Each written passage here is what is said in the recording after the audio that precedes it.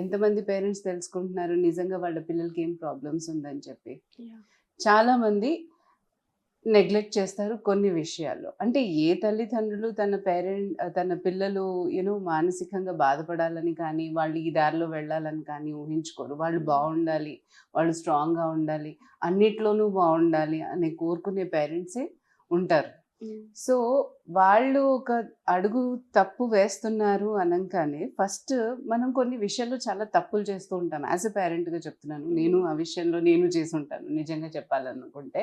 హ్మ్. సో, ఈ 3 థింగ్స్ కొన్ని గుర్తుపెట్టుకోవాల్సింది. నేను అన్నీ చెప్పను. కొన్నున్నాయి ఏదైతే మనం సరిదిద్దుకోగలం. ఒకటి ఫస్ట్ పిల్లలకి ఏదైనా ప్రాబ్లమ్ ఉంది అనంటే, లేకపోతే పిల్లలు జనరల్లీ సహజంగా మనం మాట్లాడుతూ ఇంటరాక్షన్ చేస్తుంటే, హ్మ్. కొన్ని మనం తెలియకుండా వాళ్ళని హర్ట్ చేసేస్తామనమాట. ఓకే.